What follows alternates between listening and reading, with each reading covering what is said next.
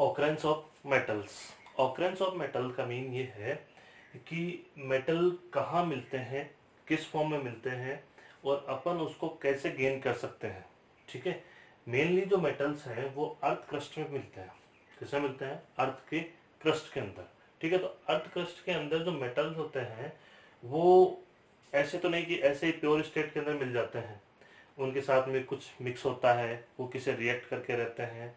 ठीक है, तो अब मेटल्स जो हैं अपनी रिएक्टिविटी सीरीज के अकॉर्डिंग, मैंने आपको रिएक्टिविटी सीरीज बताई थी, रिएक्टिविटी सीरीज के अकॉर्डिंग मेटल्स रिएक्शन करके एक नया मटेरियल बनाकर अर्थ के क्रस्ट में या कहीं पर भी अर्थ में रहते हैं। ठीक है, अब देखिए मेनली कौन कौन से मेटल किस किस फॉर्म में रहते हैं। देखिए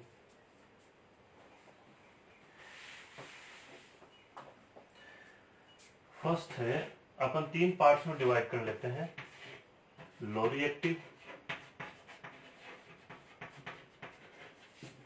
middle reactive and high reactive. ठीक है, लो रिएक्टिव, मिडिल रिएक्टिव और high reactive. Low reactive materials में कौन आएगा? गोल्ड, प्लेटिनम, कॉपर, ये। ठीक है, ये किस में आएंगे? लो रिएक्टिव के अंदर। मिडिल रिएक्टिव के अंदर कौन आएगा? जिंक, आयरन, लेड, ये किस में आएंगे? मिडिल रिएक्टिव के अंदर। हाई रिएक्टिव में कौन आएगा? Potassium, sodium, calcium, magnesium, aluminium, ये किस में आएंगे? हाई रिएक्टिविटी में। ठीक है, अब देखिए जो लो रिएक्टिव होते हैं, लो रिएक्टिव हैं जो रिएक्शन ही नहीं करते हैं, जिनकी रिएक्टिविटी सीरीज क्या है? लो है, यानी ये मेनली किस स्टेट में मिलते हैं? फ्री स्टेट में मिलते हैं। किसे मिलते हैं? Free state, mainly free state में मिलते हैं। ठीक है, दूसरा मिडिल रिएक्टिव एलिमेंट्स, ये ऑक्साइड, क्या? ऑक्साइड, सल्फाइड और कार्बोनेट्स इस फॉर्म में मिलते हैं। Zinc oxide, zinc sulphide, zinc carbonate, इस फॉर्म के अंदर ये मिलते हैं मिडिल रिएक्टिव। हाई रिएक्टिव होते हैं वो कंबाइंड स्टेट में मिलते हैं, कंबाइंड स्टेट में मिलते हैं। ठीक है, इनको तो एक्सट्रैक्ट करना बहुत मुश्किल होता है। ठीक है, लेकिन करते हैं क्योंकि ये कंबाइन से मिलते हैं, क्योंकि हाई रिएक्टिव सीरीज है। ठीक है, तो बहुत सारे एलिमेंट से क्या करते हैं? कंबाइन करके रहते हैं। ठीक है, अब देखिए आगे अर्थ क्रस्ट में, अर्थ क्रस्ट में सबसे ज्यादा जो मेटल मिलता है वो होता है एल्यूमिनियम। एल्यूमिनियम सबसे ज्यादा होता है। ठीक है, दूसरे नंबर पर होता है आयरन और तीसरे नंबर पर होता है कैल्शियम। ठीक है, सबसे ज्यादा कौन मिलेगा? एल्यूमिनियम, उसके बाद में आयरन, उसके बाद में कैल्शियम। तो ये तो थे मेटल्स, कौन से? हाई रिएक्टिव, लो रिएक्टिव और मिडिल रिएक्टिव। ठीक है, अब देखिए आगे चलते हैं, अपन देखेंगे अब मिनरल्स क्या चीज होती है और क्या चीज होती है। ठीक है, गेंगू क्या होता है। देखिए मिनरल्स,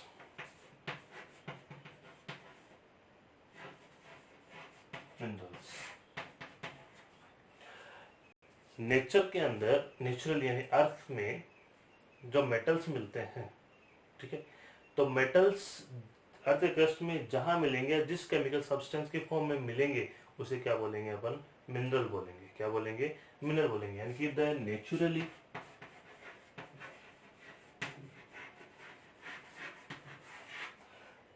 ऑफरिंग केमिकल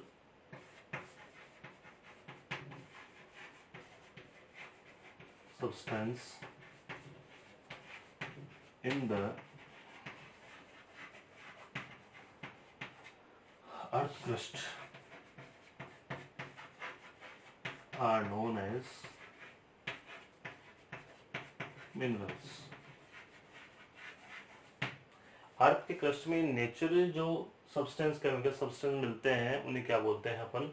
मिनरल्स बोलते हैं। जो नेचुरली पड़े हैं उन्हें क्या बोलेंगे अपन? मिनरल्स। अब देखिए मिनरल्स में अब और किसे बोलेंगे, समझिए कोई भी मेटल है, उस मेटल को अपने को मिनरल से निकालना है, प्योर करना है, ठीक है, उस प्योर मेटल गेन करना है। अगर गेन करने में अपने को प्रॉफिट रहे, ठीक है, ऐसे नहीं कि अपने 1 लाख रुपए का मेटल निकाला और उस पे खर्चा हो गया 2 लाख का या 1 लाख का, तो आपने को प्रॉफिट ही नहीं हुआ। प्रॉफिटेबली हो, अगर किसी मिनरल से किसी मेटल को निकालना प्रॉफिटेबली हो तो उस मिनरल को क्या बोलेंगे, और। यानी देखो मिलेंगे तो सब में, मेटल है वो में सब मिलेंगे, लेकिन अपने को किससे एक्सट्रैक्ट करना है, किससे मेटल को निकालना है, ठीक है, जिससे अपने को क्या रहे, प्रॉफिट रहे, तो उस सब्सटेंस को क्या बोलेंगे, और बोलेंगे। ऐसा मिनरल जिससे अपने को मेटल्स को निकालना क्या हो, प्रॉफिटेबल हो, ठीक है, उसे क्या बोलेंगे, और। तो देखिए ores can be defined as naturally occurring minerals from which metal can be profitably and conveniently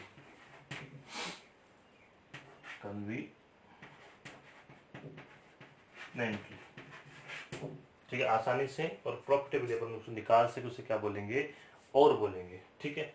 एक आता है गेंगू, जो हल्का सा जो कचरा होता है, जिसको अपन जनरली अपन पानी से या किसी साफ कर दें, ठीक है, तो जो कचरा होता है, ठीक है, मिनरल्स के अंदर और के साथ में, अब और है ऐसे तो प्योर तो पड़ा नहीं रहता, और भी कुछ सब्सटेंस, छोटे मोटे सब्सटेंस, अनवांटेड सब्सटेंस पड़े रहते हैं, तो उन अनवांटेड सब्सटेंस को क्या बोलते हैं, गेंगू, ठीक है। देखिए ores are usually contaminated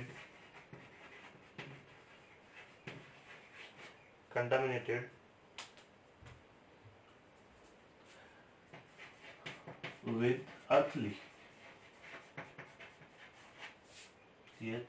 earthly और undesired materials,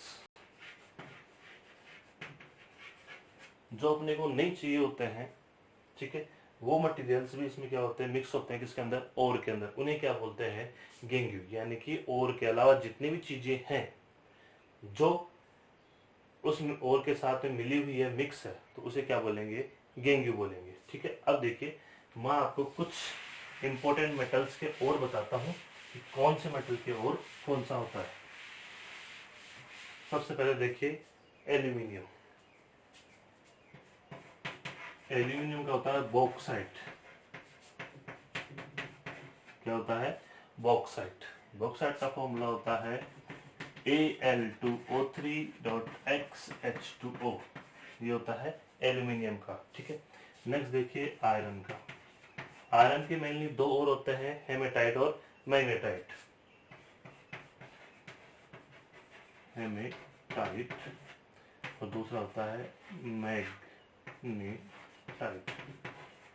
ये होता है Fe2O3 और ये होता है Fe3O4, ठीक है। क्या होता है, Fe3O4। नेक्स्ट देखिए कॉपर। कॉपर का होता है कॉपर पाइराइट, और एक और होता है कॉपर का कॉपर ग्लांस। इसका फॉर्मूला तो होता है CuFeS2। इसका फॉर्मूला होता है Cu2S, ठीक है। और होता है जिंक का, ठीक है, जिंक का होता है जिंक ब्लेंड।